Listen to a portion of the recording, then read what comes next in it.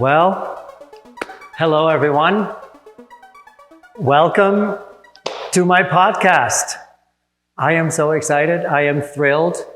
I pushed podcasts away for so many years.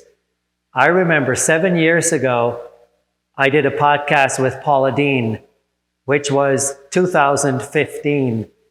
And my team has been saying, podcast, do it. Anyway, I'm finally doing it. Here I am doing podcasts. And gosh, I have my notebook. I have things to say. And it's funny owning a company, LaBlast Fitness, where the goal is to help others mentally, physically, emotionally. And recently, I had to realize that you have to preach, or you have to live what you preach. You have to also do it yourself and make sure that you live the life that you need to live. And for many years, I told myself, no, people don't want to hear what I have to say. I still wonder sometimes. But then again, why would this company be all over the country, internationally, and I do so many master classes and Q&As. I guess you want to hear what I have to say. And there's a lot. So where to start? So really, look at a TV show. First one is a pilot. So this is the pilot. Or you can say it's a buffet of all kinds of subjects that I want to talk about. And then over time, we're going to go into one subject at a time. And also I want to talk about a lot of people that are in my life or that have been in my life that I am extremely thankful for. I'm going to talk about them, and then, pressure on me, I'm going to ask them to join my podcast. So now, since I put it out there, I'm going to have to put my money where my mouth is, right? Anyway, let's start from the beginning, because most of you probably know me from Dancing with the Stars and LaBlast Fitness, but that's the last 15 years. Let's go back to being a kid.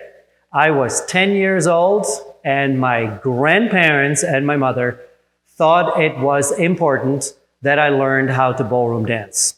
In the United States, it's cotillion.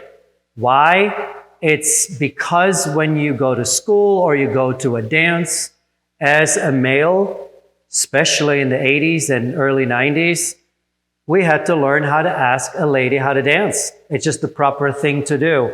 So at 10 years old, I started ballroom dancing, and I didn't know until years later that ballroom dancing between the age of 10 and 14 was going to be therapy for me.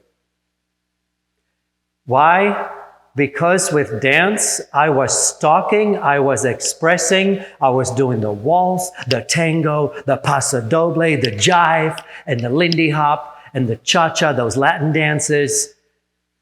It required a different emotion from me per dance. Not knowing this as a kid, oh my gosh, I just did what I was told. But in hindsight, I realized how beautiful dance can be for therapy. There's a lot going on at home. And dance kept me away from it up here in my heart. So then dance became my career. And don't you worry, I will go back there in future podcasts and really go in detail, because I want to share the psychology with you. What happened to me? What have I learned? Because I think it could be really helpful for you, or you feel like, I can identify with him. Because ultimately, we're all in this together, right? We're on one planet. So then I started competing. And I did not know that I liked winning. I wanted more. So I started competing on a national level, and pretty much, I can proudly say, won most of my competitions. And by 17, I had my first foreign partner, meaning British partner. And when I was 19, I had my third British partner. Her name is Julie Fryer. And she and I had, I can say, a fantastic career together. We became, of course, national champion, then European champion, then world champion, and then we turned pro and then became world show dance champion. So as a ballroom dancer, we achieved what we wanted to achieve. I'm going to talk about this so much more, but this is just a little buffet. So then, in the middle of our career, yes, it was sad, but something told me I need to move to the United States. So in 1997, I packed my bags and I moved to New York City. New York City, the best city on the planet. If the weather would be a bit better and less humid, I'd still be living there. Anyway, I might still go back there when I'm an empty nester, but for now, I am really enjoying Utah.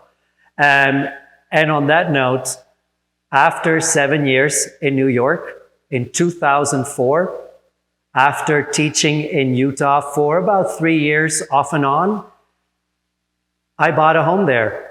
Funny story. Sometimes, I don't like to be too late, but I like pushing the envelope so I can be late. And my friends all know, my mom hates it, that we go to the airport, check in, pre-check, gate, sit, leave. That's how I like it. I don't like waiting by the gate. I don't like, just get on that plane and let's go. Anyway, in 2004, I was supposed to fly to Houston and I missed my flight. I saw that flight leave the gate and they would not let me in. Oh, was I angry.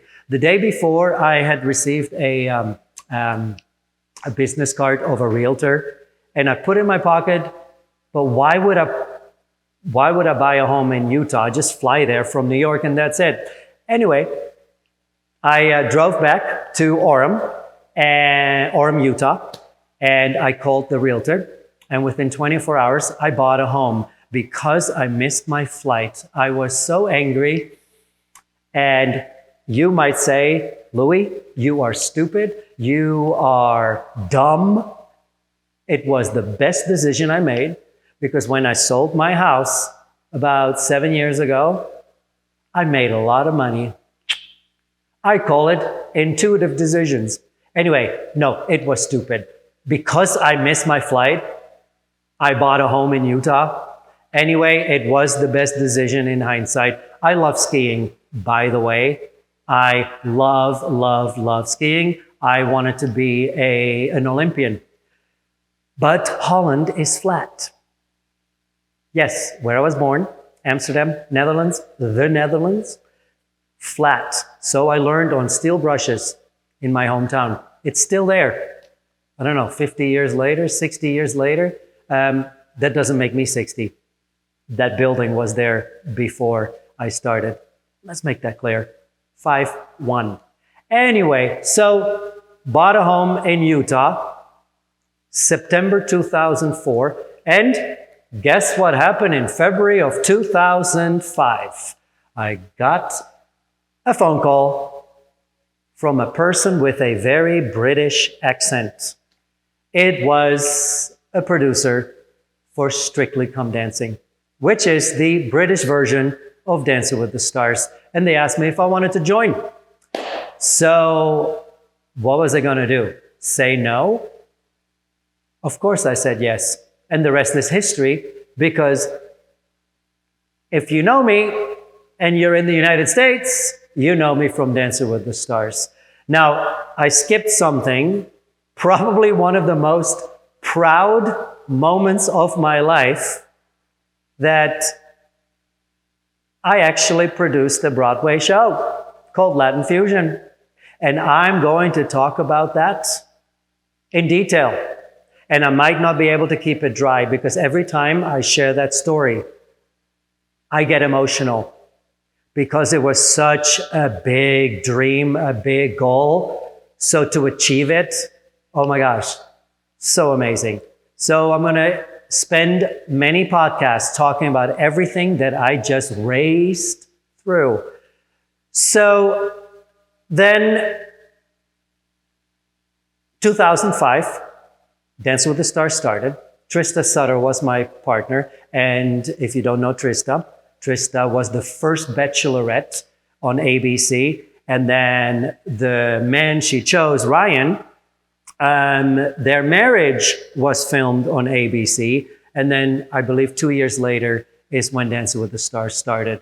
And I'm really proud of her. And I'm going to ask her to be on my podcast because the Bachelor Nation is so big, and the Bachelorette Nation, and now Bachelor Gold. I believe they're one of the only couples that actually are still married with kids and survived all that time. So if I'm proud of someone, it's Trista Sutter. Anyway, so yeah, many people don't remember that season, or not me. Why? We were the first eliminated couple. I think that was worth a Mirabel trophy. The first eliminated couple, right? Anyway, I'm being silly. So then we did season 2, season 3, and then we went on tour, stadium tours. Oh my gosh, got lots to tell about that. Then season 6, then I did season 9, 10, 11, 12, the All-Star season, and then season 22. And then when I thought I was done with Dancing with the Stars, I got a call that they had a partner for me, Cheryl Ladd, on Disney Plus. And do I love me some Cheryl Ladd? What a sweet lady. And gosh, how beautiful. Gosh, from close up, no makeup, doesn't matter. She's gorgeous, really. But I believe if you live a good life internally with integrity and good karma, it resonates on the outside. So it's all important for us to work on our karma. Anyway, so then in the midst of Dancing with the Stars, building LaBlast Fitness worldwide, we, as of this month, we're going to have 5 formats. And I'm so proud of what was a class in Sherman Oaks, California, is now a worldwide company. So proud, really. I also want to talk about parenting. Oh my gosh. The amount of work, the amount of workshops we had to follow before we could actually adopt a child from the foster care system. At first, I was not happy with that. Time, right? We all say the same thing. I don't have time. Well, I am glad we made time, because the things we learned as parents and the things I've learned now, how I can help my kids, guide my kids, also to tell them no with a smile on my face and not getting into an argument, or the police is involved. And then it hits home. Oh, yes, I'm going to talk about that too. And again, if you don't know me, I can tell you right now, I believe in transparency. Everything is on the table. I do that on social media. I do that in my personal life. Why? Because I want to be able to sleep at night. I don't want any kind of negativity in my body. So if there is negativity, let's talk about it. No shame, no embarrassment, because to me, the people that feel embarrassed, they hold these negative feelings in, or they think they're embarrassed, but they don't have to be. And I sure don't want to be. So we're going to put everything on the table. But ultimately, it is to turn something negative into real positivity, and to help. Why would I do these podcasts? Yes, I want to grow my business. I want to grow positivity. How do we do that? Starts with yourself. So If you can criticize, you should be able to be criticized. And if you do that in a positive manner, anyone benefits. So, parenting. Then one thing, as an openly gay man, I just labeled myself. And if there's one thing I don't like, my friends, my inner circle, my entire base of instructors of LaBlast know how much I do not like labeling. So expect podcasts to talk about labeling.